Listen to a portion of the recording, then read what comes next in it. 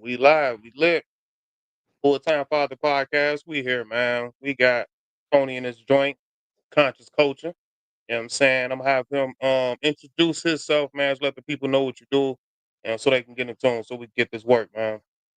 Okay. First of all, appreciate you for having me. It's been a minute, long Bless. time coming, but we making it happen today. Sure. Tony Turner, go by conscious coaching in the community.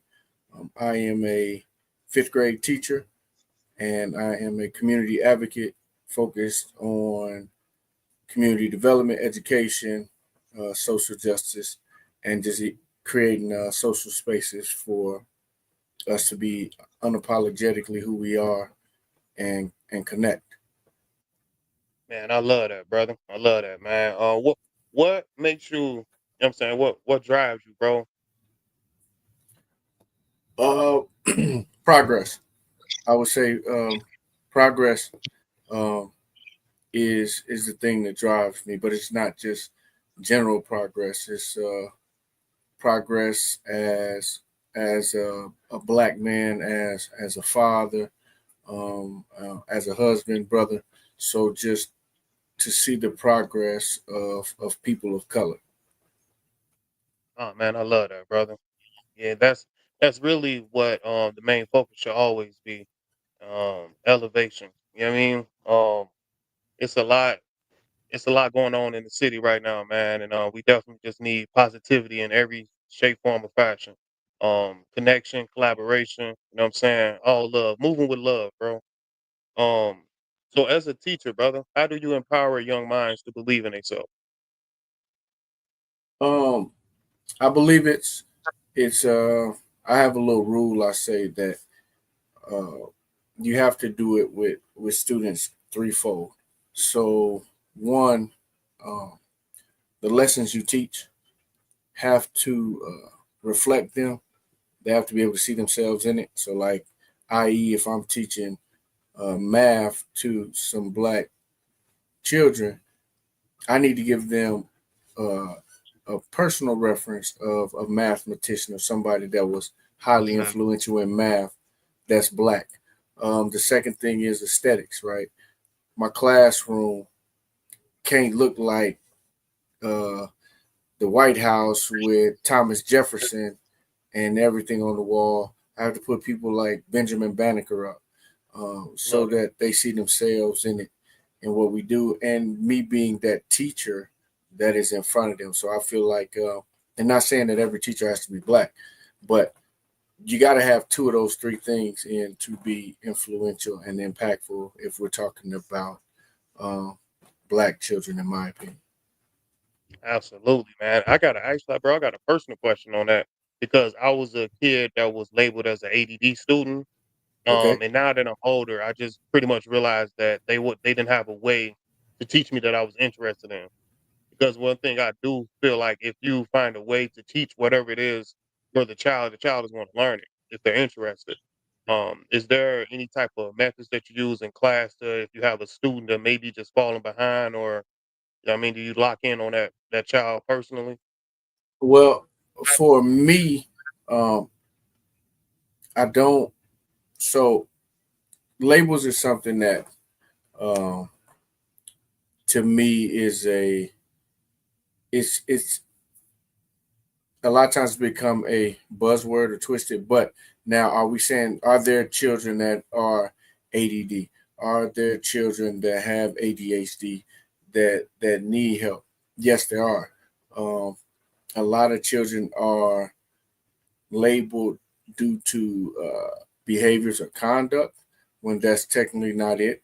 For some children, they do need to be interested, and some children you just got to you have to work with them, right? So what I look at is if you take a student that was didn't go to preschool, ain't been in like no classroom settings, and they used to just running around their grandma's house, and then they just turned 6, so now they go to school tomorrow, right? That child is not prepared to sit down for 2 3 hours at a time. And then also I feel like teachers got to understand and know their children, But is ADD real? Yes. Is ADHD real? But you have to know that student and their background prior. But there are several um, processes that you take to find out. So I don't think teachers should just write off a kid and say, "Hey, this kid is ADD or this kid has ADHD." But then also on the flip side of that, we do have a lot of children who suffer from ADHD and ADD, but us as a culture, because of the stigma of the title, we refuse to get our children tested and we won't put them in position to be tested. Now our kids are not receiving the extra help they need, whether they need a 504 or an IEP plan.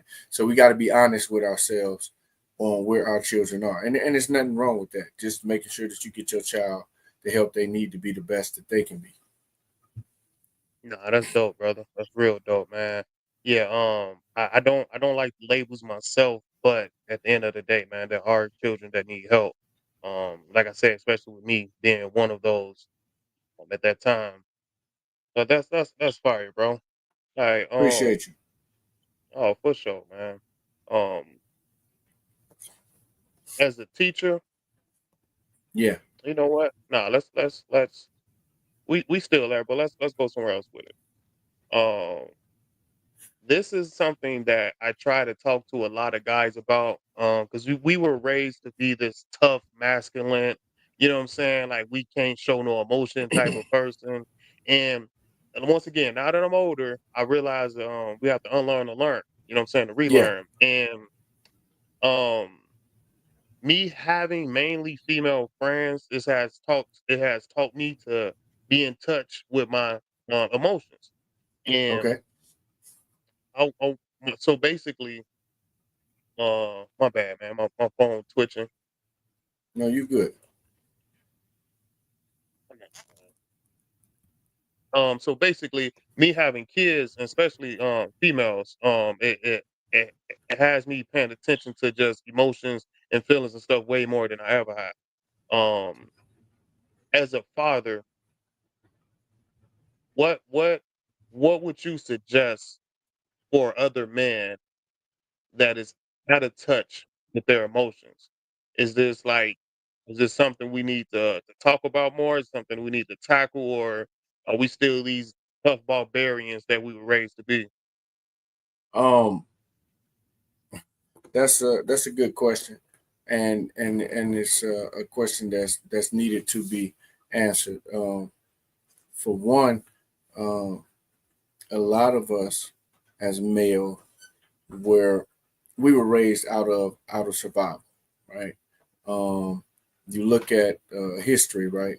A lot of things we wasn't allowed to express emotion and feeling because it was kind of the keep your head down, keep your head up, keep moving, and it detached us from having feelings, and feelings are emotion, and then so now we're in a space where we're lacking um, emotional intelligence, right?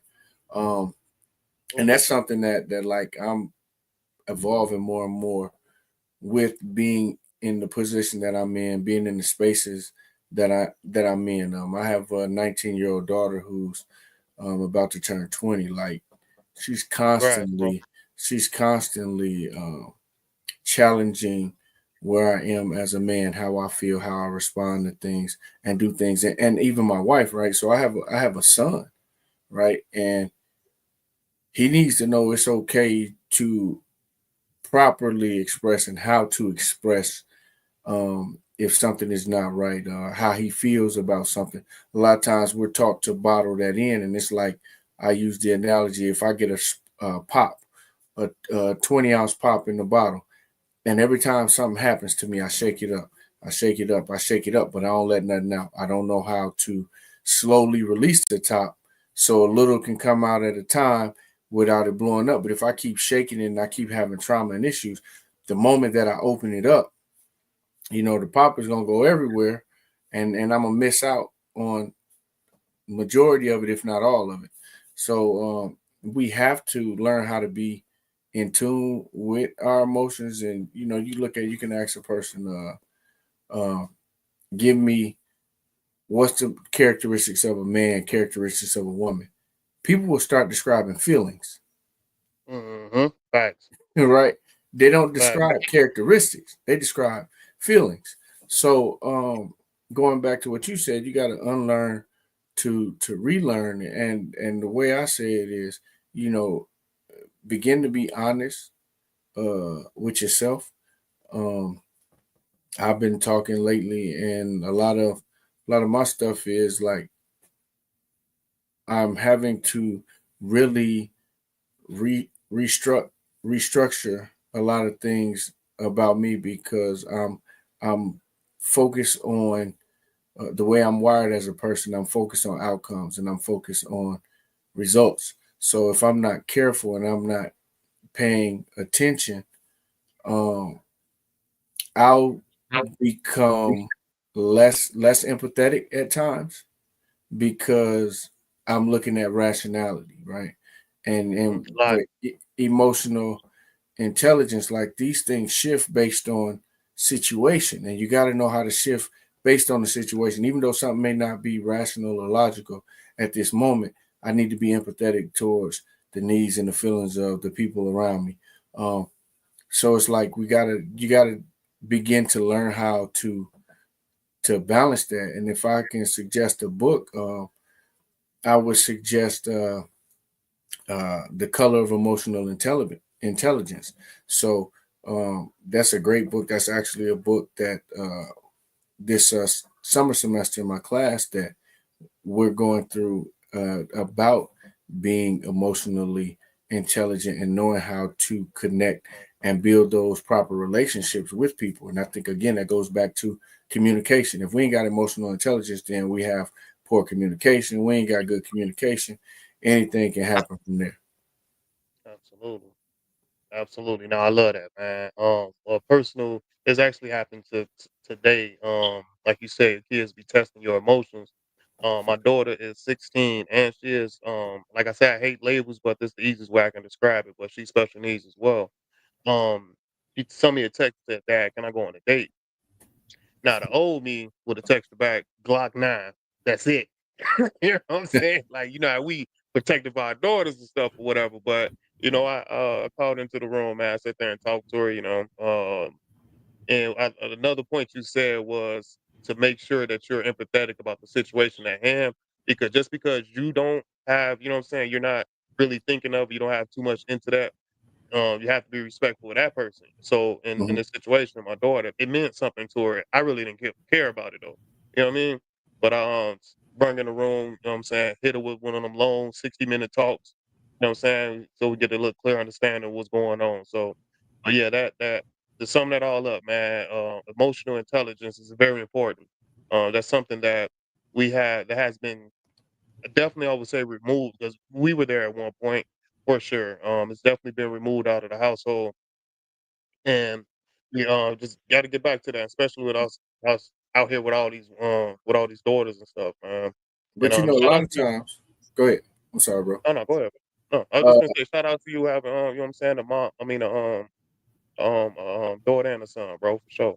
Appreciate that. Appreciate that. I think you said emotional intelligence has been kind of taken out of home, but it really makes me question how many homes really had emotional intelligence from the beginning, right?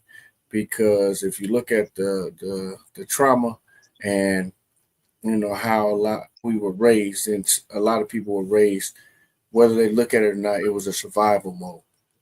It wasn't free thinking. A lot of people honestly didn't have the space in the room to say, I'm tired, I don't feel this way, I don't feel like this, I'm not being treated right at home or at the job. And then now you come home and you got all of these feelings and emotions, but you're the man of the house, woman of the house, however you want to put it. Now you go from emotions to responsibilities. So now you're handling responsibilities and more pressure. Now, are we handling these situations right, or is it something simple that causes us to respond incorrectly?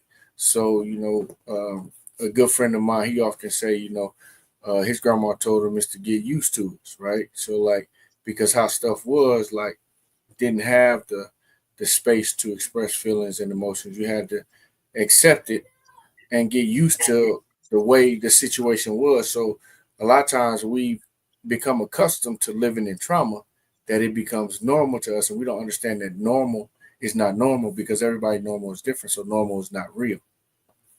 Absolutely. So now I was speaking in a place of before. I like to go to the Aboriginal. You know what I'm saying? Like I don't like Okay. speaking too much more on us being slaves and stuff like that because that's what the media want to push. Of course, coming from slavery and stuff, we didn't have no. Let's just not even go that far back. My mother, 5 kids at 21 years old, no outlet to go, no mental health, nothing. You know what I'm saying? Right.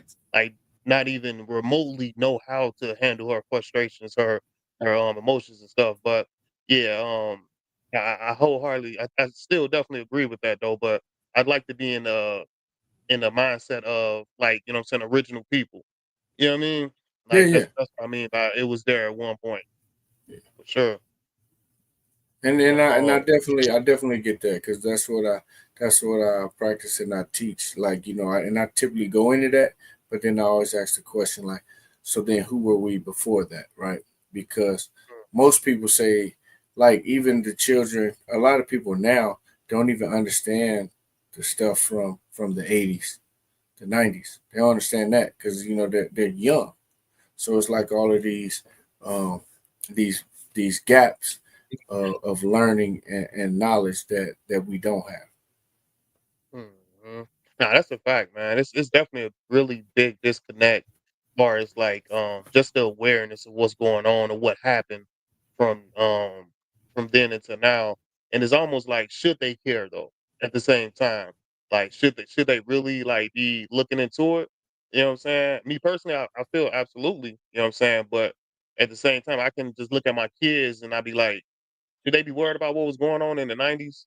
You know what I'm saying? And they born in the 2000s type deal. So I don't know. I'll be in the air. I'll be thinking about that too, man. I'll be in the air with it for sure. Well, I Um, believe your children, your children care about what you teach them to to care about, right? Um, i.e., like we look at Jordans, right? So like I ain't teach my children to care about Jordan. So it don't move them, right?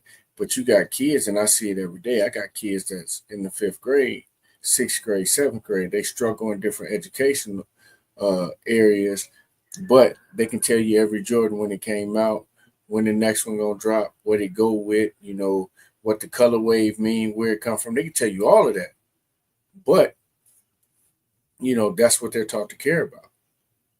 absolutely. No, absolutely. No, I feel that, man. And this actually, I had thought of a question while we was talking earlier, because this is something I try to do when my kids leave the house. I try to make sure they not in a bad mood. Are you able to tell when kids come to school when they got like issues at the crib? You know what I'm saying? Being a teacher, like they depending on their mood and stuff. Um, once you've built that relationship with your kids, like you can tell what what type of day they're going to have, but also you can tell what type of day they're going to have if you don't interject, Mm, right? Um, so i.e., I have one student that you know has some situations and things going on in his home life. So like if he came in and he wasn't like, "Hey, what up, Mr. Tony?" and all, if he wasn't on 10 and he came in and he just sit down or he moving slow coming in walking into the classroom, okay, I know I need to pull him to the side and check in with him because he's struggling with something. Like, your kids will give you signs. I have some kids when they dealing with stuff, they isolate. Then I have some kids when they dealing with stuff, now they become obnoxious in a way where they are, they're not trying to really offset or trigger somebody else, but they're trying to do something so their mind is not typically on whatever the struggle is or was. But if you have relationships with your students, you know what the issues are. Nah, that's dope, man. That's dope. And then shout out to teachers like you and the other ones, man, that actually pay attention to stuff like that. Cause me personally, I was a Rockford public school system myself, and I just didn't feel like too many teachers cared. I don't know if y'all know Mr. Price, but shout out to him. He was the only black teacher I had growing up, but he actually used to pull us to the side and stuff, and like, you know what I mean, what's going on, blah blah blah. Mhm. But 98% of the teachers, man, it don't matter what you had going on. They was there to do their job and go home. You know what I'm saying? So, shout out to any teachers that take that time to get to know their students and engage with them for sure, for sure. That's so Right, dope, right, man. for sure. I wish, I wish social media was lit like it is, just on the aspect of um how we can see the teachers and stuff engaging with the students and things, man. Like that'd be so lit. That be pulling on me. I ain't gonna hold you. No homo. Right. Pause. I don't know if those rules are in effect, but you know what I'm saying? Just never know. Alright, so how do we shift from survival mode to leadership mode as man, brother? Your personal opinion. What you think, man? The way we show up or switch from survival mode to leadership mode uh, Yes, sir. through education and acceptance. So right, I got to be willing to accept that I'm not perfect. I got to be willing to accept that I haven't done everything right. I have to be willing to learn. I have to educate myself and allow others to educate me. So to me, that's how we do it. You know. Nice. Nice. Oh yeah, yeah. I love that, man. Through education, man. Education is a waste if you don't apply it. Let's just go ahead and say that as well. For Definitely got sure. to make sure you applying what you're learning. So I love that, man. Um, yeah, yeah. That's fire, bro. All right, man. What do you want your children to say about you when they're grown, brother? Like when they get older and they you know what I'm saying, at a little event or something and somebody asks like, hey, you Tony daughter or Tony son, what do you want them to say? Um, I want them to be honest. Um, I want them to say what I did well. I want them to say what I may have struggled with or what I do struggle with, and I really want them to say what I struggled with and what I didn't do well, so that they can do well in those areas with their children. And I'm cool with um what I may struggle with, but tell me what I struggle with, so if I can't catch it, if I don't see it, because we ain't gonna be perfect, right? I So love that. so I can acknowledge it and in a way atone for it and make sure I don't pass that on to my grandchildren and allow my grandchildren to see me being in a position where I'm willing to be corrected um, by my children. So that's another message within itself, because a lot of times we recognize things that our parents were doing wrong, but we wasn't in a position to say, "Hey, that's not right." You know, you turn to disrespectful when you calling out something that's not right. But now I want my kids Absolutely. to be able to speak their mind, and we have these candid discussions like, "Dad, I don't like how you did X, Y, and Z." Okay, well, explain to me what I did and where I was, and then I have to learn how to, and even constant. It's always a constant work on validating their feelings about different things. So I may not agree with you, but I got to accept how you feel and look at how we can make this balance this or make this work. I love that, man. That's one of my biggest things I say to my girls. I can't tell you how you should feel about anything. Your Hmm. feelings for sure, man. That's definitely an open conversation in my household as well. Is I need to know what's going on. You know what I mean? Like if y'all don't like what's going on, especially when I make like a major decision about something. Me Right, being a full time father, bro, with limited to no help. You know what I'm saying? So it's decisions that I got to make that they're not going to like. It's going to affect their livelihood and stuff that they want to do. So I sit down and I talk to them, and we go through pros and cons. Like it's stuff that it's situations I brought to them that they wasn't messing with at all, and I was right. gonna make the decision. I decided not to, just based off me getting their feedback instead of reverse like our parents. You just had to deal with it. You know what I True, mean? true. For sure, for sure. No, I it remember definitely makes sense. yeah, for sure, man. I remember when we moved to Rockford and I was a shorty. My mom, like I said, my mom had 5 kids by herself. And I remember my brothers in a car crying and on the way there because they ain't want to leave. You know what I'm saying? And just like going through those situations, just remembering how that affect the people around me, man. I just want to make sure that I'm being considerate, you know what I'm saying, and not just trying to be like the bully boss type of parent, you know what I'm saying. Right. But of course, it comes to those decisions where you just got to put your foot down, for sure. But all in all, man, having an open conversation about anything that's going on in the household, man. I'm I feel like that's going to help. I haven't seen the results yet, of course, because my oldest is 16. But I just hope in the long run, man, they appreciate that for sure. Oh, Uh, it I, will for sure. While we talking right now, my son calling me. Let me get about 30 seconds so I can see what he need. for I sure, got you. brother. Yeah.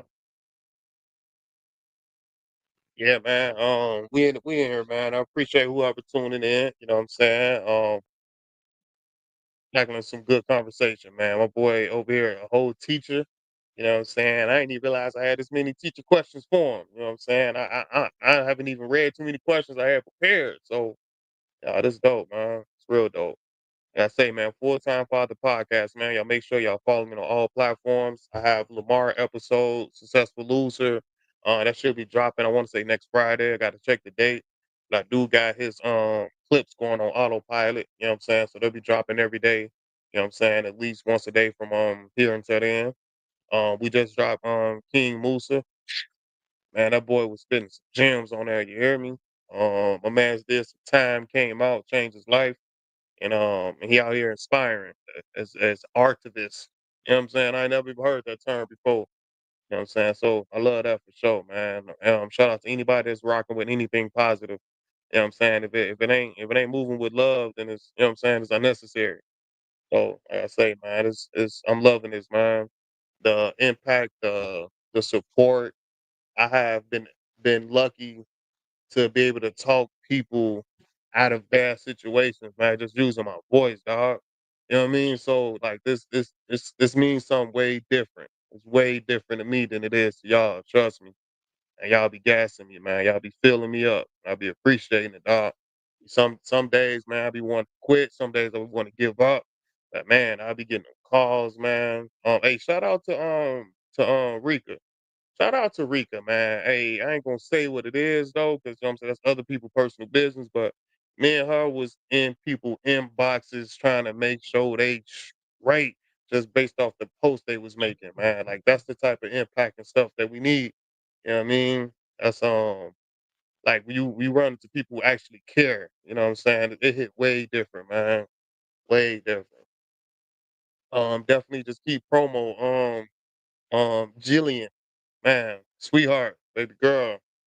Shared her story on her choosing to stop taking the chemo for her fight with cancer. And man, y'all check that out on my page, man. That one right there. You gotta be a tough one to go through that one. I'm saying that'll break you down, homie. Also, Nook the Crook, man, watching her mom, well, being in the same house as her mom, getting unalive by her brother's father, that's different. You hear me? Like that's different, man. These stories, these situations, they're very necessary to talk about, man, because a lot of people don't have like these outlets to have conversations and you know what I'm saying, just to vent you know what I mean, and inspire others. You know what I mean? So we need more positive platforms, period. You know what I mean? We got enough relationship podcasts. Shout out to them, you know what I'm saying, for sure. I be tuned in myself, you know what I mean? We got enough of the podcasts that's big enough to gain culture, you know what I mean? Hey, get it how you live. I don't knock nobody hustle. As long as you hustling, some shape, form, or fashion. Hey, I didn't been through way too I've been through too much, you know what I'm saying, to judge anybody. You feel me? Let me see, man. Hey, shout out to Gabe. Hey, that boy in Paris right now, man. Shout out to Gabe. But sure, I'm working on chopping his episode up too. We did his in the green screen room, so and I ain't never edited with that before, so that's why it's taking me some time. But I got a feeling when I get done with that, it's gonna be that for sure. Um, Let me see, man. Man, just shout out. Okay, there we go. There we go. I'm a big dog back, man. Everything straight, brother. Oh yeah, everything good. Everything good. Right on, man. Right on. That was the first time I had a brief intermission right there, and I talked through the whole time. I'm proud of myself. Yeah, you know what I'm saying? You gotta work on the fly. Yeah. Let's go ahead Right. and get back to it though, man. I what's one lie black men are taught about strength that you had to unlearn yourself? Uh, One lie that we're taught about strength. About strength, yes, sir. That you had to unlearn yourself. Men don't cry. That'd probably be the biggest one. Mm. Yeah, that go back to what we just talking about. Yes, sir. Yes, sir, man. Shout out to King Musa. I was just talking about that episode we did, man. He was like we were taught not to cry, but then when he cried and he had his tears went into his mouth, balls, and it was salty. So it let you know that you need to get that out. It's detoxing. You know what I'm saying? Yeah. So like that's real powerful, brother.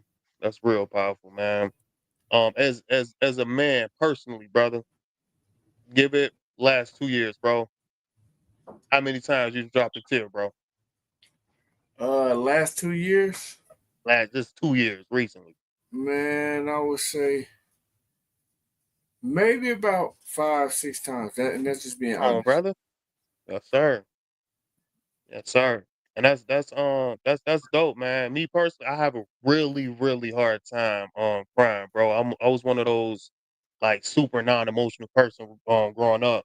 Um my one of my sisters, she like a sister to me. Were you non-emotional, or you didn't know how to show your emotion or deal with your emotion? Because I don't think That's nobody's non-emotional. We just don't know how to a kill. correctly deal with it. That's a fact. Nah, that was that you hit that on the head, bro. I just didn't know how. You know what I'm saying? Like I used to be so like tensed up when something happened and I almost get there.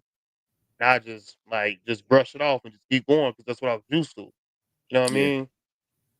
But my shout out to my sis Monique, man. She passed in her sleep about 3, 4 weeks ago, man. And I was in my room all day, bro, messed up. And I like man, I ain't see it coming. Real talk. But also I will say that has something to do with the food we eat as well, man. I am actually plant based.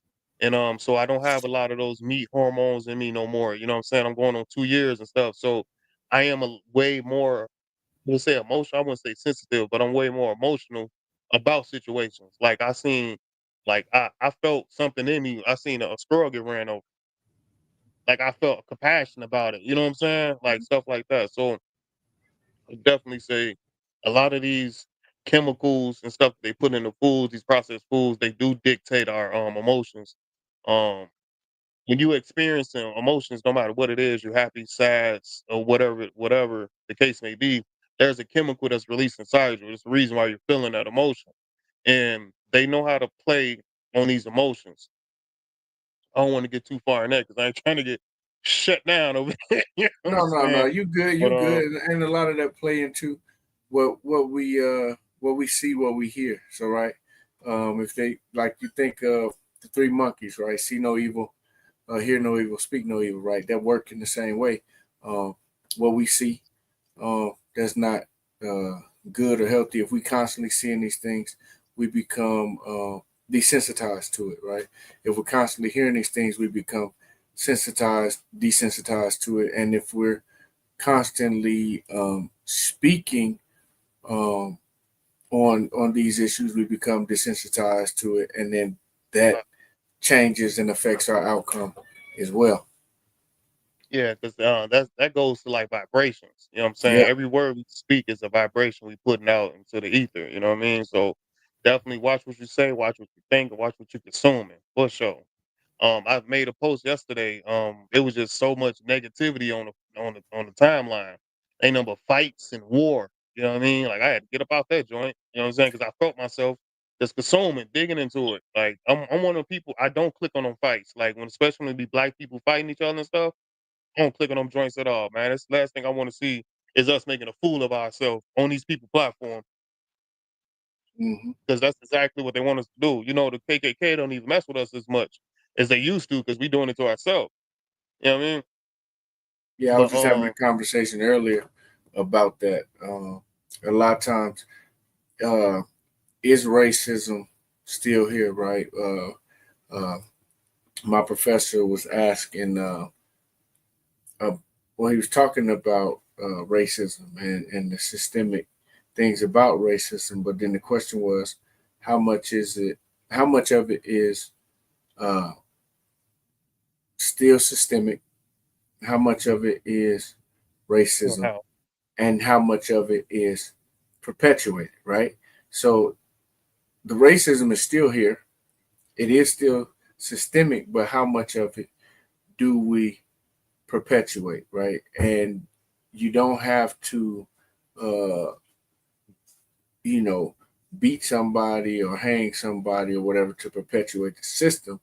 But again, going back to what you said, if we are partaking in certain things, we're sharing certain things, we keep if we're keeping that narrative going, then we are perpetuating this broken system that we're in. absolutely, man. And it's crazy that we just basically took the blueprint from them and put it and made it our own way and just self destruction. It's man, it's crazy, brother. But yeah, man, that's one of the reasons, bro. I don't judge anybody, man. I'm a very humble person, brother. It's hard. I come from a roasting background. I'm sure we all had that fun, with each other. You know what I'm saying? I ain't Yeah, got it in me no more. I ain't got it in me no more, dog. Like I've been through too much, man. I used to, man, coming from poverty, going to school with holes in my clothes and stuff like that. I was used to people talking about me, so I had to learn how to roast back, not to be at school feeling bad all day. You know what I'm yeah, saying? So to me, coming an adult into the place where I'm at and my life experience and the stuff I went through, I don't have it in me no more, bro. Like I understand. I can't even get myself up to laugh at somebody's situation. Like that's crazy, man. It's been humbled too many times. And I ain't gonna say too many times because it can keep happening. You know what I'm saying? Only a fool think that they learned everything. But True. um, let me see, man. I probably got like two more before we get up out of here, bro. Well, you good? Go Appreciate ahead. you all. Man, I appreciate you rocking with me, bro.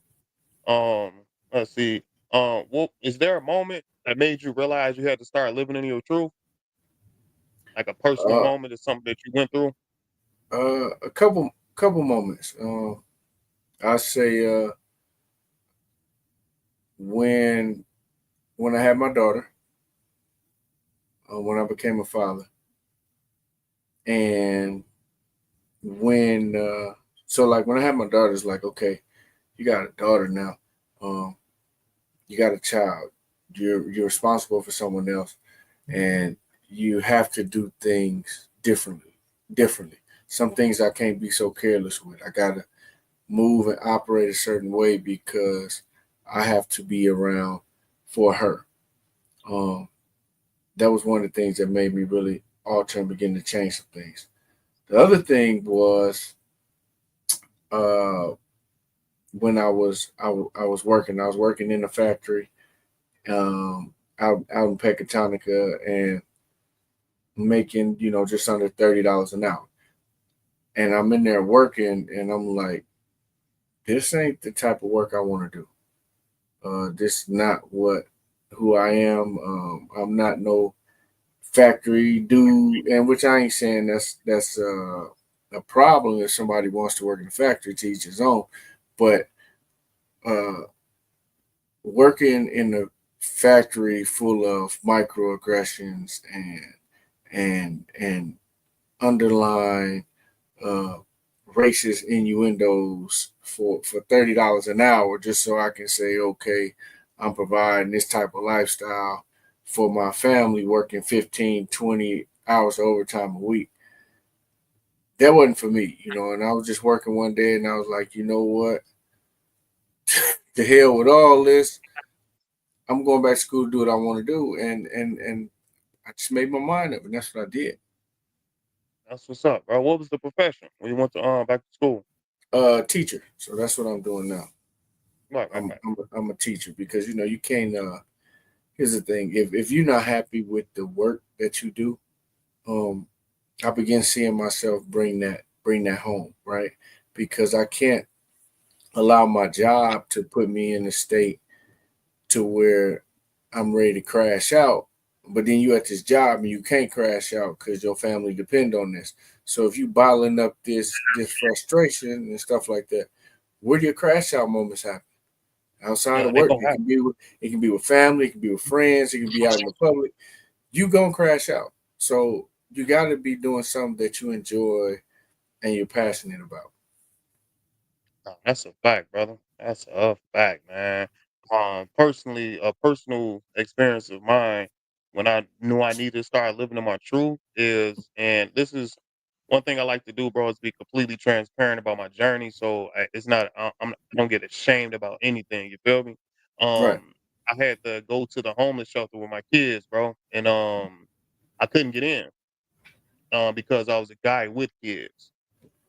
And that sparked me to start building resources for fathers, bro. Like that's and I was like, yo, I gotta find some type of outlet to for fathers. So I'm starting with the podcast and later down the line I want to turn this to a nonprofit and of course for profit as well because I want to do this full time. So but yeah, no, that's I feel that, bro. I feel that, man. When you sit there and you're going through something, you know what I'm saying, and but you still got your family in the rear view. You know what I'm saying? right. Of making those decisions, bro. Is that can man, that's powerful, bro. That's just powerful, man. That's dope, No, brother. no, the story you just shared, like what you're doing, to me, your story is greater than mine, Mm, right? Because regardless of where people are, um, I try to look at what they've been through, right? mm, Um, and like a lot of I've done a lot of community work and different things like that. And like you said, the truth when you said you went to a homeless shelter, the first thing I thought of in my mind is a lot of men are turned away, and they'll tell you, "Hey, we'll take your kids in, but you gotta go somewhere else." So I'm supposed to leave absolutely. my kids with you?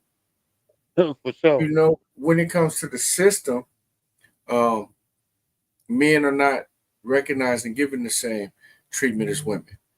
You know, in all actuality. So I definitely again salute you and commend you for turning that table. No, for sure, brother. I appreciate that, man. And yeah, that's something I'm hoping on a bigger scale I can make some type of impact is in the court system as well. Because man, man, I be in court myself, and it's still even though I got full custody of my kids, bro, they still giving the woman the leeway, and I'm just sitting in court just watching other people cases, and they still doing the same thing. And like man, in some shape, form, or fashion, bro. Mine before I get up out of here, before I Yeah, transition, I want to make some type of impact in the court system, for the fathers, man. And you I doing it actually was now. able to, man. You hear me? I appreciate that, brother, for sure. For sure, man. I'm able to connect to a lot of different like lawyers and you know what I'm saying. I ran into a woman that's a custody coach, not a lawyer, bro, but actually custody coach. And so she one of those like if you can't afford a full lawyer, she'll show you how to build a case for yourself and go to court and present yourself. And she helped me out with that, man. I went in there, and long story short, bro, my case has been in Winnebago. Um, for the last couple years. I don't live in Winnebago. I'm by the city. You know what I'm saying? So I was able to, and I've been driving out to Winnebago County for 1 hour every 2 weeks just so my kids can get a visit with their mom or whatever. And 90% of the time, she's not showing up. So I'm wasting my time. And of course, emotionally, that's impacting the kids as well. Hmm. Um, so I was able to connect with Nicole Daniels, and she was able to help me build a case, bro. She told me how to subpoena information, you know what I'm saying, how to compare the schools from there to here, you know what I'm saying, to put something solid together so I can go in front of the judge, and now I got my case out to where I'm at, you know what I'm saying. So It's good. blessings on that part for sure, you know what I mean. But man, brother, go ahead and lead the peoples with something, you know what I'm saying, just something positive, bro. Um, if you, then who? If not you, then who? Mm, That's what I would say. Anything that you struggling with, anything that you have to overcome, you got to kind of look at it as if not me, then who, right? So if I'm not going to be the one to do it for my own, then who will? that's a And fact. if somebody else do it, then how would they look at me? So if not me, then who? That's so fire, bro. That's a mouthful right there, homie. That's what. That's I'm put that on repeat. That's in my mind on repeat. You hear me? If not me, then who? Mm. Hey man, it's been another dope episode of Full Time Father Podcast, man. I would like to thank my guest Tony, bro, for showing up and showing out for me, bro. Appreciate you taking the time, man. I love everything you're doing, dog. I hope we can connect in person soon. You hear me? So no, I appreciate you, bro, for having me, and keep doing what you're doing, and I got some connects on some things that you're trying to do, and I'm gonna make sure you get those connections. Man, I greatly appreciate that, brother. For sure, man. You have yourself a good night, man, and thank y'all for tuning in, man. There is no love like all love. You hear me? Appreciate it. Oh, for sure.